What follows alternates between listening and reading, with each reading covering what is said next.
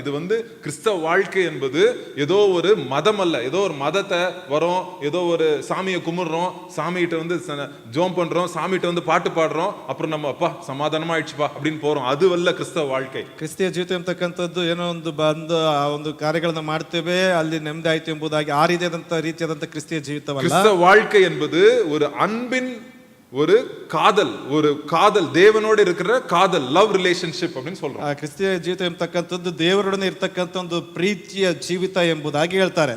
So அதான் இங்க வசனம் என்ன போட்டிருக்குது, ಅದೇ ಒಂದು ವಚನದಲ್ಲಿ ಏನಂತ ಹೇಳಲ್ಪಟ್ಟಿದೆ. தேவன் நம்மளுக்கு அந்த 13வது வசனத்தை பார்ப்போம். 13ನೇ ವಚನವನ್ನು ನೋಡಿಕೊಳ್ಳೋಣ.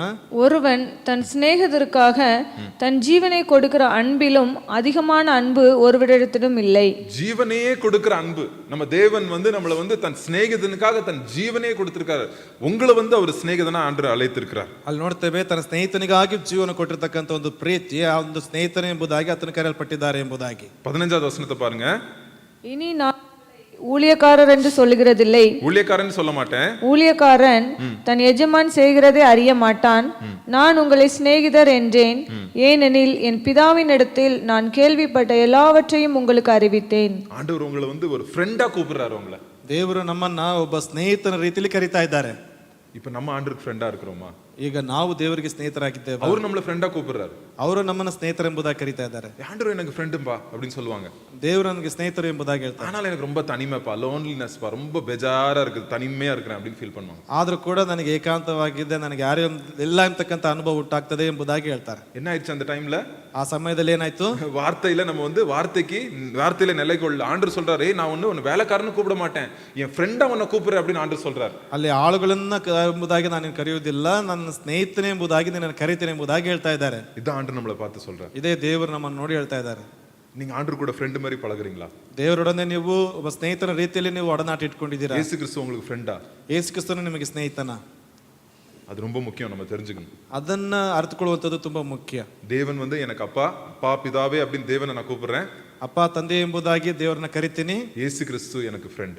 ಯೇಸು ಕ್ರಿಸ್ತನು ನನಗೆ ಸ್ನೇಹಿತನು. ಫ್ರೆಂಡ್ கிட்ட எல்லாம் நம்ம ஷேர் பண்ணலாம். ಸ್ನೇಹಿತನ ಜೊತೆಯಲ್ಲಿ ಎಲ್ಲವನ್ನ ಹಂಚಿಕೊಳ್ತೇವೆ. இது சாதாரண உலக பிரகாரமான ಫ್ರೆಂಡ್ இல்ல, தேவை இருக்கும்போது வர்ற ಫ್ರೆಂಡ್ இல்ல, நம்ம கூட எப்பவும் இருப்பார் அப்படின்னு சொல்றாரு. ಇದು ಲೌಕಿಕವಾದಂತ ಒಬ್ಬ ಸ್ನೇಹಿತನ ರೀತಿಯಲ್ಲ, ಸದಾ ಕಾಲವೂ ನಮ್ಮ ಜೊತೆಲಿರ್ತಕ್ಕಂಥ ಒಬ್ಬ ಸ್ನೇಹಿತನು ಎಂಬುದಾಗಿ. ஸோ அதனால பரிசுத்தாவியானவர் நம்மளுக்குள்ள இருக்கும்போது அந்த ஐக்கியம், அந்த எந்த கஷ்டம் வந்தாலும் நம்ம ஆமா நம்மளுக்கு மனுஷர்கள் தேவை, அவங்ககிட்ட போய் நம்ம கஷ்டத்தை சொல்றோம், பட் ஆனாலும் நம்ம மறந்துடக்கூடாது, ஆவியானவர் நம்மளுக்குள்ள இருக்கிறார். ಅಲ್ಲಿ ಮನುಷ್ಯರ ಬಳಿಯಲ್ಲಿ ಅವರು ಬೇಕಾಗಿದ್ದಾರೆ, ಅವರ ಬಳಿಯಲ್ಲಿ ಹೋಗಿ ಹೇಳ್ಕೊಳ್ತೀವಿ, ಆದ್ರೂ ಕೂಡ ಪರಿಶುದ್ಧಾತ್ಮ ನಮಗೆ ಆ ಒಂದು ಕಾರ್ಯಗಳನ್ನು ಅದು ಮಾಡಿಕೊಡ್ತಾರೆ ಎಂಬುದು. இந்த 15வது அதிகாரத்துல வேற என்ன சொல்றாரு? 15ನೇ ಅಧ್ಯಾಯದಲ್ಲಿ ಬೇರೆ ಏನೆಲ್ಲ ಹೇಳ್ತಾ ಇದ್ದಾರೆ? 26வது வசனம் படிப்போம். 26 27வது வசனம்.